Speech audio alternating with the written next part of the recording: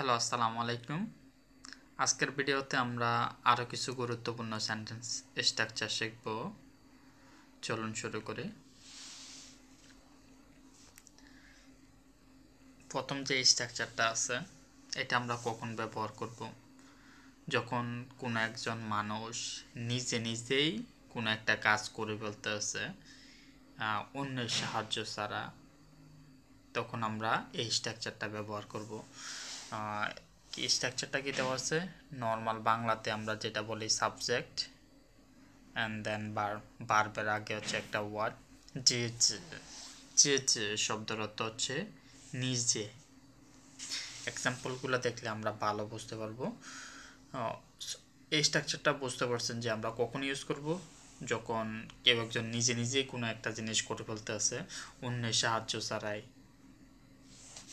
প্রথমটা কি দেওয়া আছে? আমি নিজে করেছি। আমি নিজে করেছি। সে নিজে পড়াশোনা করে। দেন সে নিজে রান্না করে। আমরা নিজেরাই সম্পন্ন করি। হাইজা শব্দের অর্থ হচ্ছে সন্তান।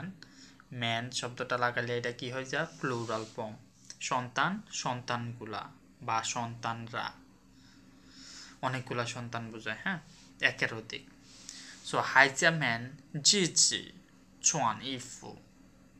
শিশুরা বা সন্তানেরা বা বাচ্চারা নিজেই জামা কাপড় পরে।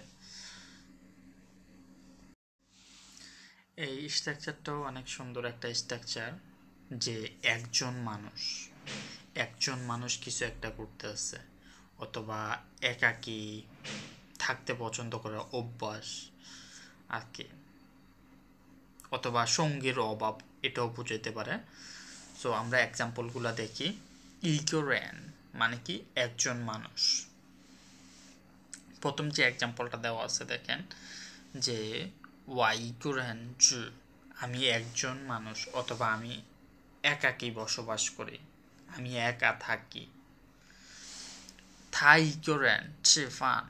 সে একা খাবার খায়।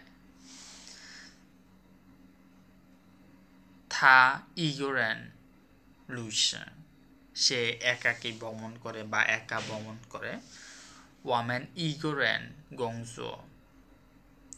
আমরা একা কাজ করি। বাচ্চারা একা খেলে। এখন আপনারা এই ইগোরেনের পূর্বে শিহুয়ান শব্দটা ব্যবহার করতে পারেন, যে আমি পছন্দ করি। ওয়াশিহুয়ান ইগোরেন, আমি একা থাকতে পছন্দ করি। এখন আপনারা আরেকটা ওয়ার্ড ব্যবহার করতে পারেন, শিগুয়ান শব্দের অর্থ হচ্ছে অভ্যস্ত।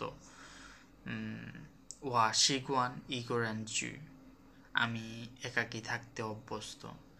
সো এটা ইগোরেনের পূর্বে আপনারা বিভিন্ন ধরনের ভার্ব ব্যবহার করে নতুন সেন্টেন্স তৈরি করতে পারবেন।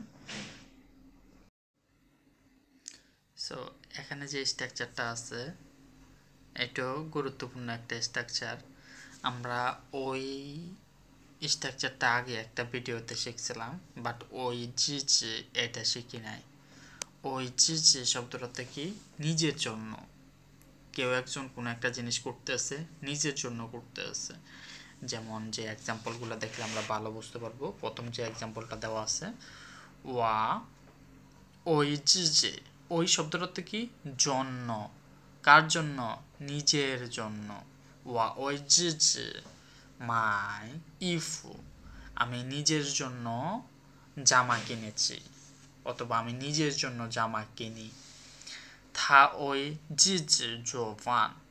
সে নিজের জন্য রান্না করে। সে নিজের জন্য পড়ালেখা করে। আমরা নিজের জন্য কাজ করি।